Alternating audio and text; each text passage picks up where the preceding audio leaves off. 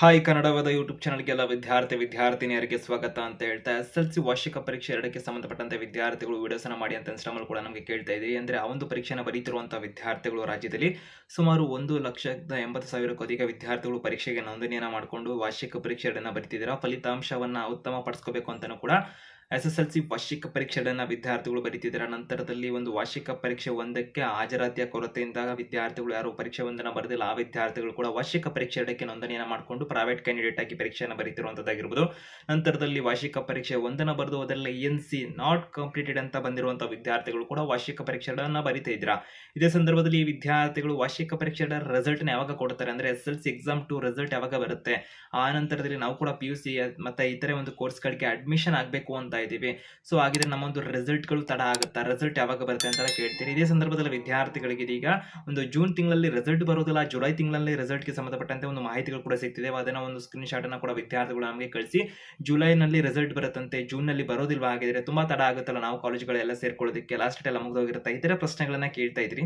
ಒಂದೊಂದಾಗಿ ಎಕ್ಸ್ಪ್ಲೇನ್ ಮಾಡ್ತಾ ಹೋಗ್ತೇನೆ ವಿದ್ಯಾರ್ಥಿಗಳಿಗೆ. ಇಲಾಖೆ ಕಡೆಯಿಂದ ಇರತಕ್ಕಂಥ ಒಂದು ಮಾಹಿತಿಗಳೇನು, ವಿದ್ಯಾರ್ಥಿಗಳ ಫಲಿತಾಂಶ ಯಾವಾಗ ಬರುತ್ತೆ, ಇದಕ್ಕೆ ಸಂಬಂಧಪಟ್ಟಂತೆ ಹೆಚ್ಚಿಗೆ ಮಾಹಿತಿಯನ್ನು ತಿಳ್ಕೊಳ್ಳೋದಕ್ಕೆ ಕನ್ನಡವಾದ ಯೂಟ್ಯೂಬ್ ಚಾನಲ್ಗೆ ಸಬ್ಸ್ಕ್ರೈಬ್ ಆಗದೆ ವಿಡಿಯೋ ನೋಡ್ತಾ ಇರೋರು ಈ ಕೂಡಲೇ ಚಾನಲ್ಗೆ ಸಬ್ಸ್ಕ್ರೈಬ್ ಆಗಿ ಬೆಲ್ ಐಕಾನ್ ಕ್ಲಿಕ್ ಮಾಡಿ. ಇದು ಉಚಿತ ಆಗಿರುತ್ತೆ. ಹೆಚ್ಚಿಗೆ ಶಿಕ್ಷಣಕ್ಕೆ ಸಂಬಂಧಪಟ್ಟಂತೆ SSLC ರಿಸಲ್ಟ್ಗೆ ಸಂಬಂಧಪಟ್ಟಂತೆ ಗ್ರೇಸ್ ಮಾರ್ಕ್ಸ್ ಆಗಿರ್ಬೋದು ಪ್ರತಿಯೊಂದು ಮಾಹಿತಿಗಳು ನಿಮಗೆ ಸಿಗ್ತಾ ಇರುತ್ತೆ ಅಂತ ಹೇಳ್ತಾ ಇದೀಗ ವಿದ್ಯಾರ್ಥಿಗಳಿಗೆ SSLC ವಾರ್ಷಿಕ ಪರೀಕ್ಷೆ 2ನ್ನ ಕರ್ನಾಟಕ ರಾಜ್ಯದಲ್ಲಿ ಮೇ 26ನೇ ತಾರೀಕಿನಿಂದ ಜೂನ್ ತಿಂಗಳ 2ನೇ ತಾರೀಕಿನ ತನಕ ನಡೆಸೋದಕ್ಕೆ ಕರ್ನಾಟಕ ಶಾಲಾ ಪರೀಕ್ಷೆ ಮತ್ತು ಮೌಲ್ಯ ನಿರ್ಣಯ ಮಂಡಳಿ ಕಡೆಯಿಂದ ವೇಳಾಪಟ್ಟಿನ ಪ್ರಕಟ ಮಾಡಿದರೆ ಅದರ ಪ್ರಕಾರದಲ್ಲಿ ವೇಳಾಪಟ್ಟಿ ಪ್ರಕಾರದಲ್ಲಿ ಪರೀಕ್ಷೆಗಳಾಗ್ತಿದ್ದು ಬಹುತೇಕ ಒಂದು ಕಂಪ್ಲೀಟ್ ಆಗಿದ್ದಾವೆ ಪರೀಕ್ಷೆಗಳು ಅಂತ ಹೇಳ್ಬೋದು. ಒಂದು ಆಲ್ಮೋಸ್ಟ್ 90% ಪರೀಕ್ಷೆಗಳು ಕಂಪ್ಲೀಟ್ ಆಗಿದೆ.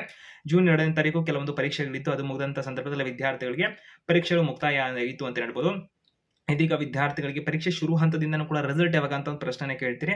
ಇದೀಗ ವಿದ್ಯಾರ್ಥಿಗಳಲ್ಲಿ ರಿಸಲ್ಟ್ನ ಸಂಬಂಧಪಟ್ಟಂತೆ ಹಲವಾರು ಕಡೆಗಳಲ್ಲಿ ಸರ್ಚ್ ಕೂಡ ಮಾಡ್ತಿದ್ದಾರೆ. ರಿಸಲ್ಟ್ ಯಾವಾಗ ಅಂತ ಗೂಗಲ್ ಆಗಿರ್ಬೋದು, ಯೂಟ್ಯೂಬ್ ಆಗಿರ್ಬೋದು, ಇತರ ಒಂದು ಸೋಷಿಯಲ್ ಮೀಡಿಯಾಗಳಲ್ಲಿ ವಿದ್ಯಾರ್ಥಿಗಳಿಗೆ ರಿಸಲ್ಟ್ ಯಾವಾಗ ಅಂತ ಹುಡುಕ್ತಾ ಇದ್ದೀರಾ. ಇದೇ ಸಂದರ್ಭದಲ್ಲಿ ವಿದ್ಯಾರ್ಥಿಗಳಿಗೆ ಒಂದು ಜುಲೈನಲ್ಲಿ ರಿಸಲ್ಟ್ ಬರುತ್ತೆ ಅಂತ ಒಂದು ವೆಬ್ಸೈಟ್ಗಳಲ್ಲಿ ಮಾಹಿತಿಗಳು ಬರ್ತಾ ಇದಾವೆ. ಸೊ ಅದರ ಒಂದು ಸ್ಕ್ರೀನ್ ಶಾಟ್ ಅನ್ನು ಕೂಡ ವಿದ್ಯಾರ್ಥಿಗಳು ಏನು ಸ್ಕ್ರೀನ್ ಮೇಲೆ ನೋಡ್ತಿರಲ್ಲ ಇದನ್ನ ನಮಗೆ ಕಳಿಸಿ ಕೂಡ ಕೇಳ್ತಾ ಇದ್ರಿ. ಇದು ನಿಜಾನಾ, ಜೂನ್ ನಲ್ಲಿ ರಿಸಲ್ಟ್ ಬರೋದಿಲ್ವಾ, ನೀವು ಮಾಹಿತಿನ ಕೊಟ್ಟಿದ್ರಿ. ನಾವು ಕಳೆದ ವಿಡಿಯೋಸ್ಗಳಲ್ಲೂ ಕೂಡ ವಿದ್ಯಾರ್ಥಿಗಳಿಗೆ ಕೇಳಿದಂತ ಪ್ರಶ್ನೆಗೆ ಉತ್ತರನ ಕೊಟ್ಟಿದ್ವಿ. ಅದರಲ್ಲಿ ಜೂನ್ ತಿಂಗಳಲ್ಲಿ ರಿಸಲ್ಟ್ ಬರುತ್ತೆ ಅಂತ ಮಾಹಿತಿನ ಕೂಡ ಕೊಟ್ಟಿದ್ವಿ. ಸೊ ಈಗ ವಿದ್ಯಾರ್ಥಿಗಳು ಜುಲೈನಲ್ಲಿ ರಿಸಲ್ಟ್ ಅಂತ ತೋರಿಸ್ತಿದಲ್ಲ, ಏನು ಎತ್ತ ನಿಜಾನ ಅಂತೆಲ್ಲ ಕೇಳ್ತಿದಾರಲ್ಲ, ಇದಕ್ಕೆ ಸಂಬಂಧಪಟ್ಟಂತೆ ಮಾಹಿತಿನ ತಿಳಿಸುವಂತಾದರೆ ಕರ್ನಾಟಕ ರಾಜ್ಯದಲ್ಲಿ ಮೇ 26ರಿಂದ ಜೂನ್ 2ನೇ ತಾರೀಕಿನಿಂದ ತನಕ ಪರೀಕ್ಷೆಗಳು ನಡೀತಿರೋದ್ರಿಂದ ಇಲಾಖೆ ಕೊಟ್ಟಿರುವ ಮಾಹಿತಿ ಪ್ರಕಾರ ಈ ದಿನಗಳಲ್ಲಿ ಪರೀಕ್ಷೆಗಳಾಗುತ್ತೆ.